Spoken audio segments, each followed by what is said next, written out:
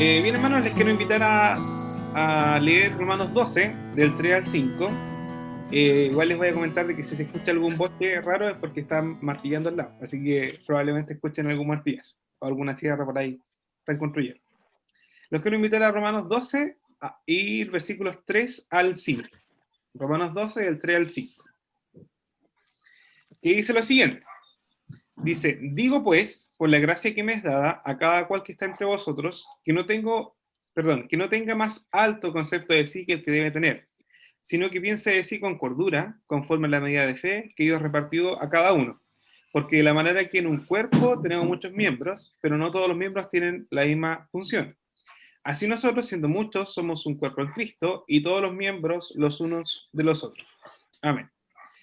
Me gustaría comentarles lo siguiente antes de poder continuar, antes de seguir el estudio. Eh, y de hecho comenzaría hablando con respecto al liderazgo. Probablemente yo le he conversado harto sobre esto. Eh, y de hecho el liderazgo es una de las cosas, unas metodologías, probablemente un modelo de dirección que se ha podido llevar a cabo hoy en día, que hace probablemente exitosas algunas empresas. Y de hecho tienen su esquema, ¿cierto? Tienen su organigrama, tienen sus cargos y todo eso. Y quisiera conversar un poquito de cómo funciona eso. Y de hecho, en la empresa, en este tema de liderazgo, obviamente existe un líder, ¿cierto? Y un equipo que trabaja juntamente con él, ¿ya? De hecho, también debo destacar que el líder es distinto a un jefe y sobresale el líder sobre el jefe. Bueno, hay muchas ideas, ¿cierto? Muchas actitudes que tiene un jefe que son contrarias a un líder, por ejemplo, si el líder ve que se encuentra el piso sucio, él va, toma la escoba y lo barre, mientras que el jefe probablemente vaya a mandar a la persona, ¿cierto?, a limpiarlo. De cierta manera, el líder se hace responsable de cada una de las cosas que existen dentro de la empresa, ¿cierto?, o del trabajo que se está desarrollando. Pero una de las características que llama bastante la atención con respecto a esto es el trabajo en equipo que se tiene ahí. De hecho, en muchas empresas no se habla en un trabajo con una mesa cuadrada, sino que con una mesa redonda. Y las mesas redondas no tienen la intención de poder utilizarlos para que haya más gente, sino que la intención es para que todas las personas que participen ahí tengan la misma importancia. ¿Ya? Es decir, que si se sienta el encargado de aseo con el gerente general de la empresa, los dos van a tener la misma importancia, ¿ya? Porque sabemos que la empresa no va a funcionar sin el gerente general y tampoco va a funcionar de la misma manera si no está el encargado de aseo, ¿ya? De esa forma lo presenta esto de la mesa redonda. Nuevamente lo repito, no es para que caiga más gente, sino para darle la importancia a cada uno de los que está ahí. Y de hecho, vamos a hablar un poquito de eso más adelante, no netamente del liderazgo, pero sí de algo que sí caracteriza bastante en el trabajo, ¿cierto? El trabajo en equipo, ¿ya? Probablemente eso es lo que vamos a ver bastante. Y en Romanos 12, del 3 al 5, eh, Pablo, ¿cierto? En esta carta su intención probablemente no era corregir a los romanos, porque sabemos bien que los romanos se nutrían bien, ¿cierto? Tenían una doctrina muy sana, sino que de hecho aún más Pablo les elevaba, ¿cierto?, su doctrina y le proveía de práctica, ¿ya? Y de hecho este pasaje es práctica, ¿cierto?, de lo que le puede enseñar Pablo. De hecho vamos a ver, ¿cierto?, eh, probablemente usted ya está pensando en el cuerpo de Cristo, ¿cierto?, que es el título de este estudio. Y vamos a ver tres principales libros, que serían Romanos, Primera de Corintios y Efesios, ¿ya? Y lo vamos a distribuir en 3 puntos del estudio, que sería el primero de ellos, perdón, 4 puntos. El primero de ellos sería la humildad, el segundo la unidad, el tercero la diversidad, y por último el propósito de por qué somos un cuerpo. Vamos a tratarlo de abarcar lo más posible de acuerdo a lo que nos da el pasaje, ¿cierto? Y bueno, voy a leerlo de nuevo para que no nos perdamos, ¿cierto? Y dice, digo pues, por la gracia que me es dada, a cada cual que está entre vosotros, que no tenga más alto concepto de sí que el que debe tener, sino que piense de sí con cordura, conforme a la medida de fe que Dios repartió a cada uno. Porque de la manera que en un cuerpo tenemos muchos miembros, pero no todos los miembros tienen la misma función, así nosotros, siendo muchos, somos un cuerpo en Cristo, y todos miembros los unos de los otros, ¿cierto? Y lo primero que habla aquí Pablo es con autoridad. Sabemos, ¿cierto?, que Pablo muchas veces toma su autoridad, ¿cierto?, y la es dada a través de Dios, ¿cierto?, en Jesucristo, a través de su gracia, y les dice, no tengan más alto concepto de sí que el que deban de tener, sino que piense de sí con cordura, conforme a la medida de la fe que Dios repartió a cada uno. Y podemos tener dos visiones de esta pasaje. El primero de ellos es, en simples palabras, que el apóstol Pablo nos está diciendo, no sean orgullosos. Y la segunda de ellas nos está diciendo, sean humildes, ¿cierto? Son esas dos visiones que están ahí. Cabe destacar que el orgullo es como el automóvil, ¿cierto? Un auto, es como un auto, ¿cierto? De la separación, de la desunión, y de hecho el pecado que cometió Satanás fue el orgullo, ¿cierto? Que lo llevó a dejarse de Dios, ¿cierto? Y probablemente quitarle, en teoría, ¿cierto? En comillas, estoy diciendo, lo que Dios era. De hecho, hoy en día lamentablemente también se ve como una debilidad lo que es la humildad. Por el contrario, se ve como el orgullo, como algo que nos da fuerza, que nos da fortaleza, ¿cierto? Pero el Señor nos enseña lo contrario, que la humildad sí realmente es algo mucho mejor, ¿cierto? Que lo que nosotros vamos a ver como el orgullo. Y el apóstol Pablo le está diciendo lo mismo, sea una persona humilde. Y de hecho, ¿por qué le está diciendo eso? ¿Cómo podemos ser humildes de cierta manera? Y es porque nosotros tenemos que ver nuestra condición, tenemos que reconocer nuestra condición. Y ahora, de hecho, el mismo apóstol Pablo, en el mismo pasaje, nos dice, piense así con cordura. O sea, nos está diciendo que seamos conscientes de lo que somos, ¿cierto? Y esto a través de la palabra, ¿cierto? De hecho, vamos a leer Mateo 5.3, Mateo 5.3, una de las bienaventuranzas, de hecho la primera, dice lo siguiente, bienaventurados los pobres en espíritu, porque de ellos es el reino de los cielos. Mateo 5.3. De hecho, cuando hablamos de este tema, cuando decimos que es ser consciente, es realmente ser consciente de lo que somos. De hecho, aquí dice, bienaventurados los pobres en espíritu, porque de ellos es el reino de los cielos. Está hablando de los pobres en espíritu porque son conscientes de que son pecadores, de que han cometido faltas, ¿cierto? Que son inmerecedores, ¿cierto? De la salvación, pero a través de la gracia que también la puede obtener, porque dice, ¿cierto? Que el reino de los cielos es de ellos, ¿cierto? Pero lo que está diciendo ahí es que seamos conscientes, ¿cierto?, de nuestra condición. ¿A través de qué? A través de la palabra de Dios. Es como un espejo. Y probablemente ustedes también lo han escuchado, como yo también lo escuché, de que es como que nosotros nos miráramos a través de la palabra como un espejo y vemos cada una de nuestras imperfecciones. Yo no sé si ustedes han visto esos espejos que tienen aumento. Por un lado son normales, pero por el otro lado tienen aumento. Ya, acá la palabra, nosotros podríamos hacer este aumento mucho más grande y ver cada una de las imperfecciones. Bueno, ahí usted se ve, ¿cierto? Y ve muchas cosas. De la misma manera nos está diciendo nosotros, que nosotros vemos nuestras imperfecciones espirituales y reconocemos que nosotros somos pecadores, ¿cierto? En otras palabras, podríamos decir que Pablo nos está diciendo lo siguiente, no mires a nadie sobre tu hombro, o sea, no miremos para el lado como que si el otro fuera menor que uno, sino que debemos de mirarlo, ¿cierto?, de acuerdo a lo que nosotros somos, un pecador que probablemente, y que así es, que merecía la muerte, pero que por a través de la obra de Cristo en la cruz somos salvos. De esa forma deberíamos de mirarnos, y eso es lo que Pablo nos está llamando a hacer, que seamos humildes, que reconozcamos a través de la palabra, ¿cierto?, que somos pecadores, que tenemos una condición por gracia, ¿cierto?, salvos por gracia, y que no miremos al hermano o al que está al lado de nosotros en menos, porque, como lo explicábamos recién, nosotros también éramos pecadores. De hecho, un ejemplo bíblico de humildad, claramente lo vemos en Jesús, ¿cierto? Y de hecho él dice lo siguiente en Marcos 10:45. Marcos 10:45 dice, porque el Hijo del Hombre no vino para ser servido, sino para servir y para dar su vida en rescate por muchos. Y eso lo enseñó súper bien. De hecho, él no solamente lo dijo en palabras, sino que también lo dijo por sus hechos.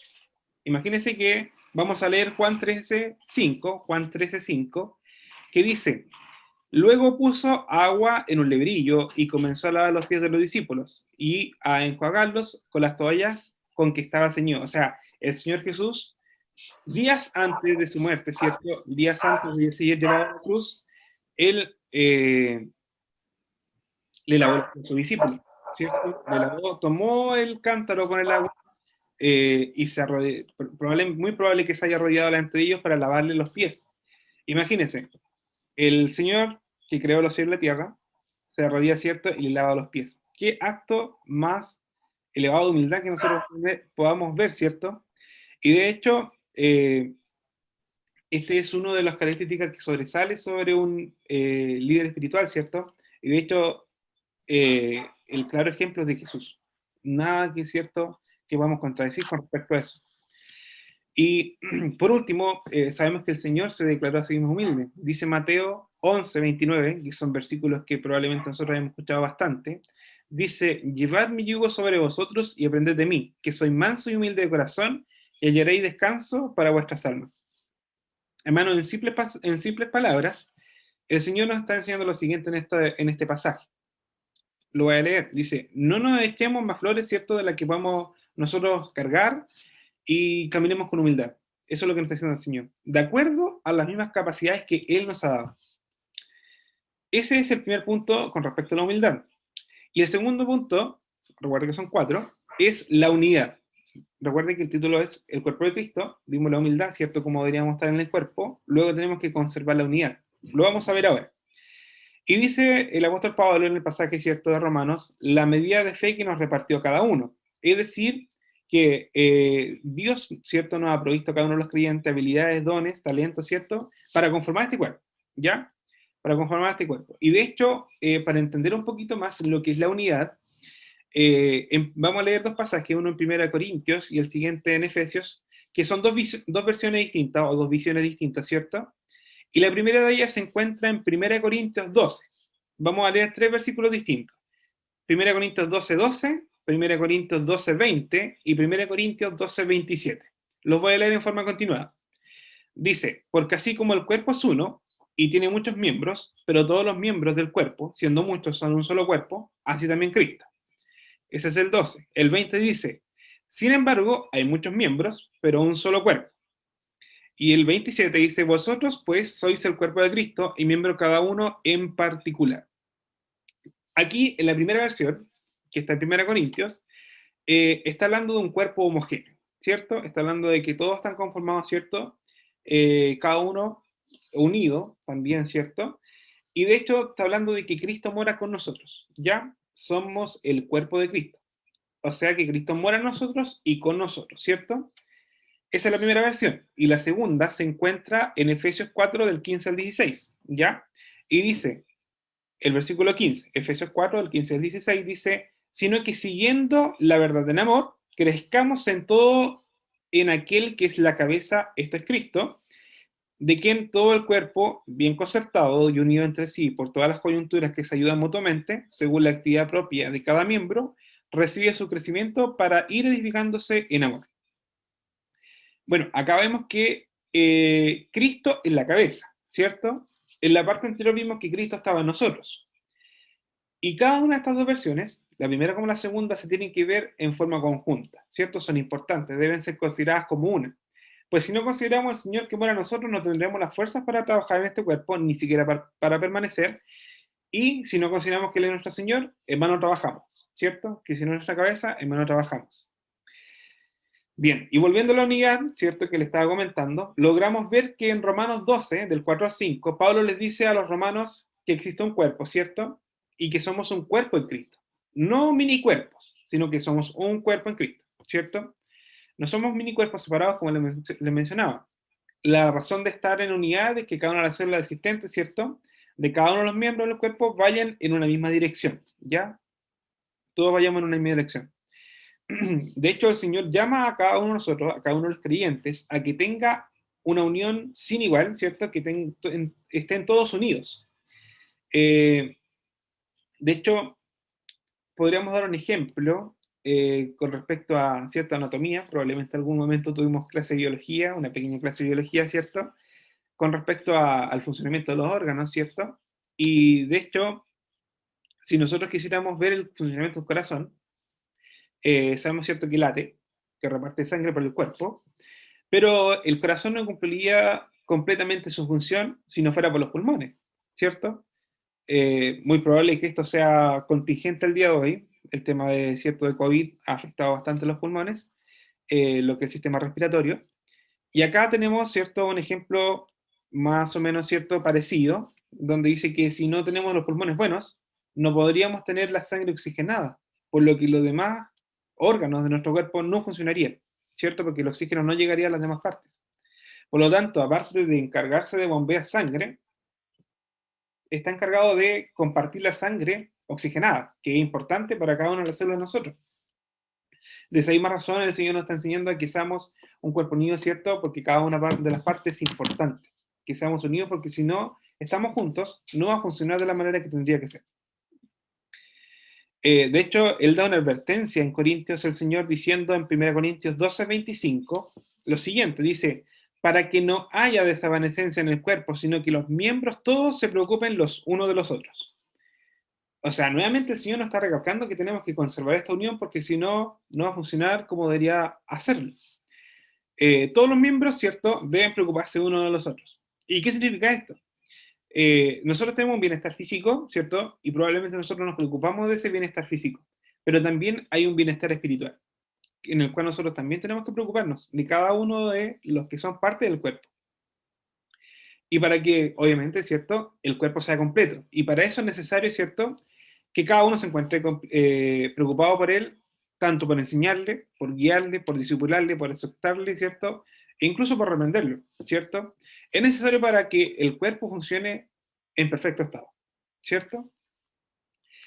Se sabe que para esto es necesario un valor, ¿cierto? Es muy probable que nosotros eh, tenemos que ir con humildad, ¿cierto? Obviamente hacia el hermano, hacia la persona, ¿cierto? Para enseñarla, para guiarla, para disipularle, ¿cierto? Pero confiado, ¿cierto? En el Señor, porque Él va a ser el que nos va a guiar, ¿cierto? Orando, ¿cierto? Porque Él es la cabeza, ¿cierto? Bueno, y cabe una pregunta, ¿hasta qué punto debemos conservar esta unidad? Y el apóstol Pablo también nos da una respuesta. En el versículo 26 de 1 Corintios 12 dice, de manera que si un miembro padece, todos los miembros duelen con él, y si un miembro recibe honra, todos los miembros con él se gozan. Hasta eso, o sea, aparte de la tristeza, ¿cierto? Hasta las alegrías. Eso es lo que está diciendo el Señor. Tanto en lo espiritual como en el bienestar, ¿cierto? Físico. Cada una de esas partes deben estar preocupadas, ¿cierto? De cada uno. Además de la humildad, como le estaba comentando recién, en el cuerpo de Cristo, y como la unidad también, debemos de ver la diversidad que existe en el cuerpo de Cristo. Porque aparte de eso, en Romanos, el apóstol Pablo, ¿cierto?, nos enseña lo siguiente. Son muchos, dice la palabra, son muchos, y no todos los miembros tienen la misma función. O sea, aparte de ser muchos, cada uno tiene su función distinta. Probablemente algunos tengan similitudes, pero de todas maneras tienen funciones distintas, ¿cierto? Y de hecho, sabemos nosotros que está compuesto por varios miembros, que cada uno de los creyentes, ¿cierto? Y Dios a cada uno le ha dado sus dones, ¿cierto? O habilidades, como también podríamos mencionarlo, o talentos, como también lo han escuchado. Y en Romanos 12 del 6 al 8, menciona algunos, que son 7. Dice, de manera que, teniendo diferentes dones, según la gracia que nos es dada, si el de profecía, úsese conforme a la medida de fe. O si de servicio, en servir. O el que enseña, en la enseñanza. El que exhorta, en la exhortación. El que reparte, con liberalidad.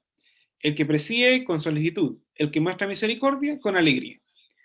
Y bien podemos, ¿cierto?, resumirlo en en 7 partes, ¿cierto? Que el de profecía, servicio, enseñanza, exhortación, el de repartir, el de presidir, que el de presidir, si suena como algo distinto, es como dirigir. Esa es la idea. Y el de misericordia, ¿cierto? De hecho, también el Señor le agrega a cada uno su consejo práctico, ¿cierto? Como lo es el de servir, el de servicio le dice en servir, el que enseña en la enseñanza. O sea, el Señor le está guiando a dónde tiene que utilizar su don, ¿cierto? Eh, y de hecho, en Corintios 12 al 14 también da lo siguiente. Vamos a leerlo para poder ver la aplicación. Dice 1 Corintios 12, 14 al 17. Además, el cuerpo no es un solo miembro, sino muchos. Si dijera el pie, ¿por qué no soy mano? ¿No soy del cuerpo? ¿Por eso no será del cuerpo? Y si dijere la oreja, ¿por qué no soy ojo? No soy del cuerpo. ¿Por eso no será del cuerpo? Si todo el cuerpo fuese ojo, ¿dónde estaría el oído? Y si todo fuese oído, ¿dónde estaría el olfato? O sea, el Señor aquí nos está dando la razón, ¿cierto?, de que tenemos que utilizar la diversidad que está acá de dones, ¿cierto? Acá tenemos 7, o de habilidad o de talento, que probablemente sean 7, ¿cierto? Pero nosotros podemos ver muchos más dentro de la iglesia. Eh, ¿Y qué pasaría, dice acá, si la oreja quiere ser ojo? No sería ya parte del cuerpo por ningún motivo, claramente va a ser parte del cuerpo. Imagínense que si se le ocurriera al órgano corazón transformarse en el órgano estómago, ¿cómo funcionaría el corazón? ¿Cómo se bombearía la sangre por el cuerpo? ¿Qué pasaría ahí? ¿O cómo digeriría el corazón cada uno de los elementos que ingresan a nuestro estómago? O sea, el Señor nos está diciendo que cada una de las partes que están en el cuerpo son importantes, que cada una son distintas, cada una tiene su responsabilidad también, ¿cierto?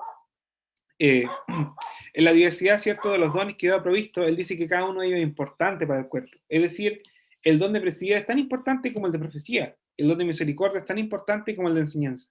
Ninguno de los dones que están ahí, ninguno, ¿cierto?, es menos que el otro tampoco, ¿ya? Por eso les comentaba también el tema de la mesa redonda, porque si somos un cuerpo, cada uno de los cuerpos, ¿cierto?, cada uno es importante, ¿cierto? Ninguno es menos que el otro.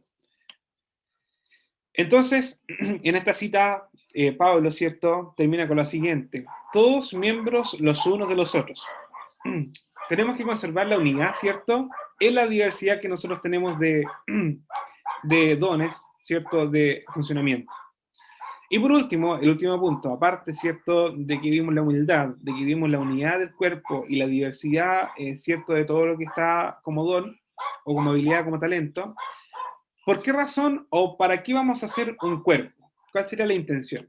Bueno, primero que todo, el Señor nos enseña, ¿cierto?, dentro de la unidad y de la diversidad, la Trinidad. Nos enseña la Trinidad a través de eso.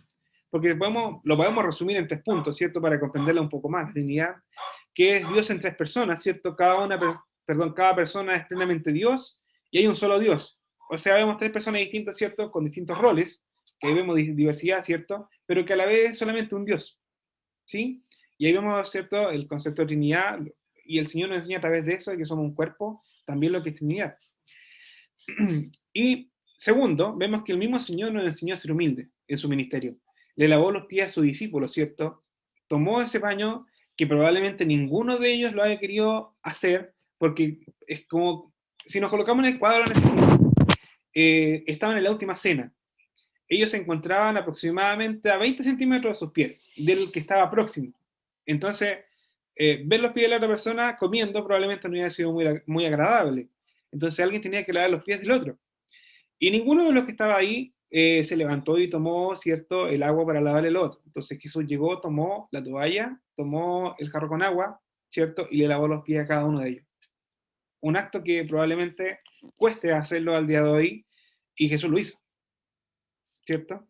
Y tercero, para ver el tercero vamos a leer Efesios, es que el Señor nos entrega un propósito para el cuerpo, ¿cierto? Que es en Efesios 4, del 11 al 16. Es un pasaje más o menos largo, pero es para comprenderlo, ¿cierto? Efesios 4, del 11 al 16. Y con este pasaje vamos a concluir. Dice lo siguiente: y él mismo constituyó a unos apóstoles, a otros profetas, a otros evangelistas, a otros pastores y maestros, a fin de perfeccionar a los santos para la obra del ministerio, para la edificación del cuerpo de Cristo, hasta que todos lleguemos a la unidad de la fe y del conocimiento del Hijo de Dios, a un varón perfecto a la medida de la estatura de la plenitud de Cristo, para que ya no seamos niños fluctuantes, llevados por doquiera de todo viento de doctrina, por estratagemas de hombres que para engañar emplean con astucia las artimañas del error, sino que, siguiendo la verdad en amor, crezcamos en todo en aquel que es la cabeza de este Cristo, de quien todo el cuerpo, bien concertado y unido entre sí por todas las coyunturas que se ayudan mutuamente, según la actividad propia de cada miembro, recibe su crecimiento para edificación en amor. Hermanos, el propósito que nos da a entender el Señor acá en Efesios 4:11 es que lleguemos y utilicemos todo esto, ¿cierto? Actuar en humildad, a que comprendamos la unidad del cuerpo, a que comprendamos la diversidad. ¿Para qué? Para que podamos ser un varón perfecto. Para que podamos llegar a ser un varón perfecto. Esto aplica tanto, ¿cierto?, para los varones como para las damas. ¿Estamos claros, cierto? Y este varón perfecto, ¿cierto?, al cual nosotros aspiramos, ¿cierto?, al cual nosotros queremos llegar, no es nadie más que Jesús, no es nadie más que Cristo, ¿cierto? Es ahí donde nosotros tenemos que poner nuestra mirada, y el propósito del cuerpo, de cada una de las funciones que tiene, ¿cierto?, es para alcanzar la estatura y medida de Cristo, ¿cierto? Ahora, el Señor también nos enseña lo siguiente, que debe ser cada una de estas cosas, la unidad, la humildad, ¿cierto? Y la diversidad efectuada en amor. De forma contraria, no funcionaría correctamente. El Señor presenta bastantes detalles con respecto a eso, y de hecho podría mencionar que si nosotros quisiéramos aplicar el amor, tendríamos que ser humildes, porque como corolario tendríamos que decir que si no soy humilde no podría amar, porque no existiría ese amor verdadero, ¿cierto? Por lo tanto, quiero concluir con lo siguiente. Debemos ser un cuerpo unido, ¿cierto?, por cada una de sus partes, a través de Cristo, y trabajar cada miembro con la fuerza de Cristo, con humildad. ¿Para qué? Para ser como Cristo.